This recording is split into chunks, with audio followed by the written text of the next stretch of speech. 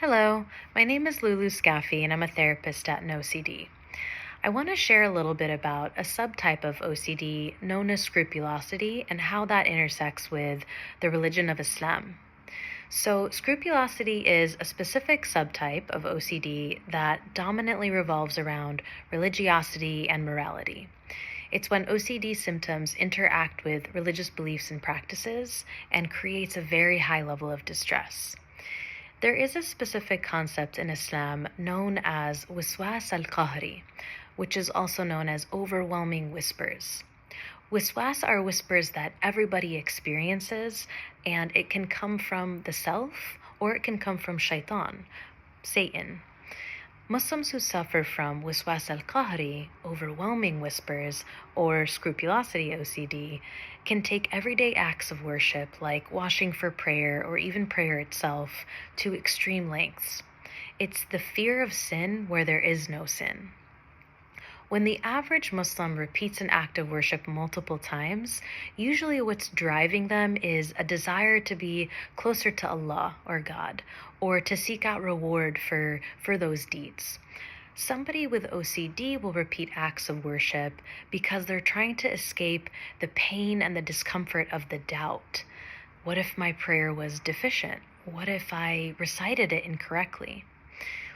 OCD tends to take the appearance of things that we value most deeply. And because a Muslim values Islam and sees it as a way of life, when it latches onto their religious practices, it can completely disrupt their entire daily life. How does OCD present in Muslims? So some examples, it can latch onto their beliefs and it can latch onto their worship practices. So somebody could have a blasphemous image pop in their mind. It could be an image of something sinful or just a thought about something sinful. And it could lead to these thoughts: did I offend Allah? What if I'm now a kafir or a disbeliever? And then this could lead to compulsive behaviors like repeating the shahada, which is the statement of faith, multiple times, or even repenting and asking for forgiveness multiple times. Another example can be found in prayers, salah, or in fasting, siyam, so these worship practices that we have. So somebody might doubt if they recited the prayer correctly. Did I pray 3 units or 4 units? Did I purify myself completely, or did I accidentally leave a little bit of urine when I was using the bathroom and now I'm dirty? Did I break my fast on accident because I swallowed something or maybe even some saliva?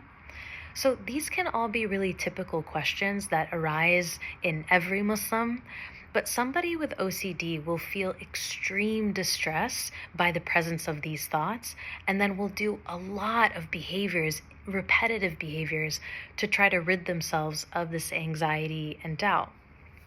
So, it can look like repeating the wudu, the washing multiple times. It can be spending long hours in the shower just in case maybe they left a drop of urine on themselves. It could be reciting and repeating the prayers over and over to make sure it was said exactly right. The repetition of these behaviors is what leads to this vicious cycle of OCD. There is a way to break the cycle. We have to address the obsessions, so the mind, and the behaviors, the compulsions.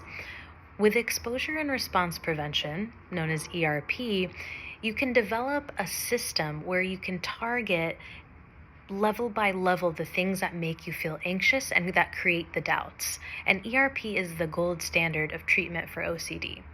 And so, for example, it could look like developing a system to decrease the amount of times you're washing from 10 times to 5 times to 1 time.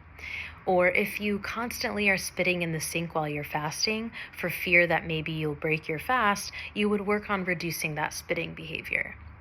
Another example could be if you're spending hours in the bathroom or the shower just to ensure that no urine is left on your body, you might actually do an exposure where you confront the fear. So you could splash some drops of water on your pants to create a little bit of that feeling of dampness, and then proceed with your prayer, knowing you're going to experience that sensation of dampness, experience a little bit of that anxiety, but you're going to move forward anyways. with the prayer and not go back to check.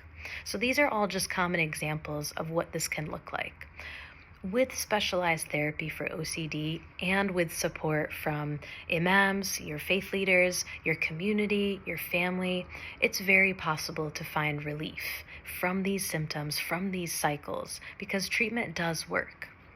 A NOCD therapist also can help you understand a little bit more about the nature of your intrusive thoughts within your culturally sensitive framework, right? So they can ensure you're getting the help, but also respecting your religious practices. NOCD also has Muslim therapists, Muslim OCD therapists that can help you, by already kind of understanding deeply what you might be experiencing.